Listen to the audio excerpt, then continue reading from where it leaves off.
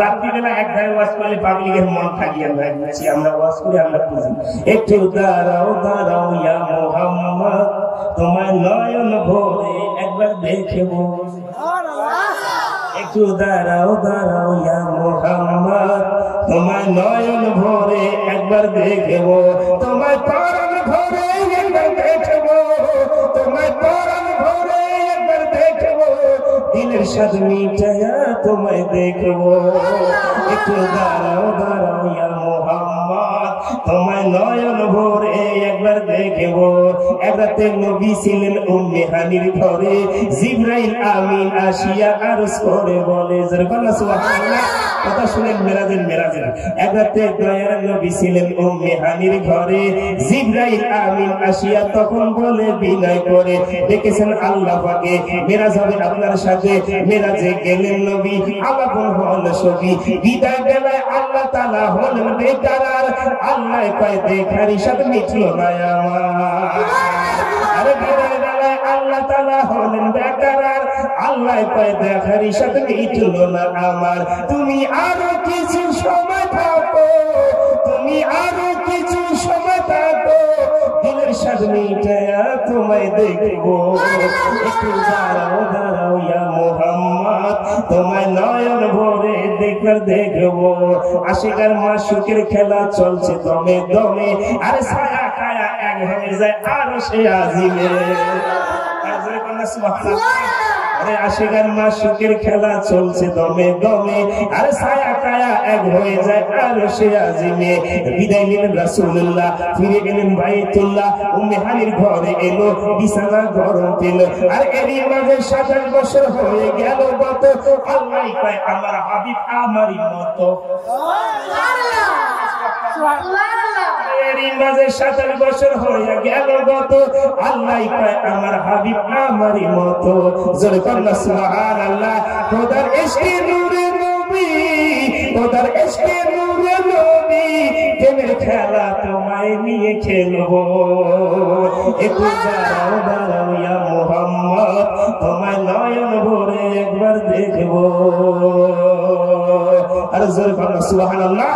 সকাল বেলায় দিনের নবী বাইতুল্লাহ আসিয়া সাহাবা একরামে ডাকিলেন আরজ করিয়া। সুবহানাল্লাহ।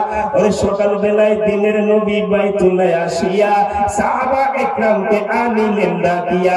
মেরাজের যা ঘটনা শরীরের সব বর্ণনা, পাঁজিগানা নামাজ হবে, শরীয়ত জারি হবে। আর সালাতে মেরাজ শরীফ বলছে আল্লাহ পাকে নবীজির নূর তাজে লাজার ভিতরে থাকে। সুবহানাল্লাহ।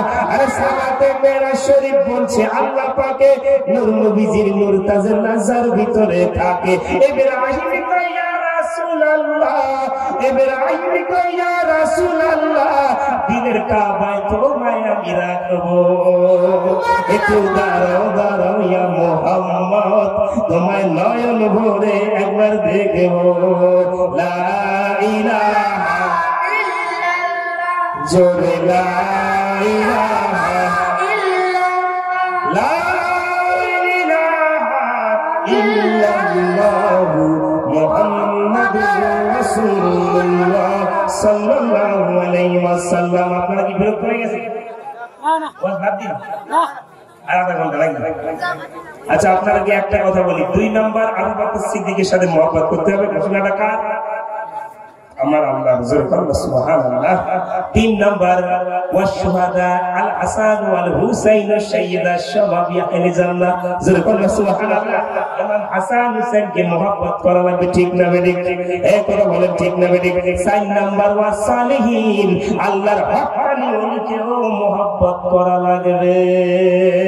এই 4 শ্রেণীর মানুষের দল, 1 নবীর দল, 2 number Abu Bakr Siddique, 3 number Hasan Hussain, 4 number Allah ওয়ালা দল যদি করতে পারো, আমার আল্লাহ কয় এই 4 শ্রেণীর লোকের আদর্শ মানলে তোমরা জান্নাতি হয়ে যাবে। জোরে বলুন সুবহানাল্লাহ।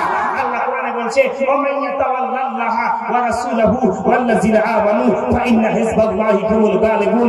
আল্লাহ কয় নিশ্চয়ই যে বা যারা আমি আল্লাহর দল করতে চাও তারা আমার নবীর দল করো, আমার নবীর দল করতে চাইলে হক্কানি ওলির দল করো, হক্কানি ওলির দল যদি করো আমি আল্লাহর নবীর দল করবা, আমি আল্লাহর নবীর দল করলে আমি আল্লাহর দল করবা।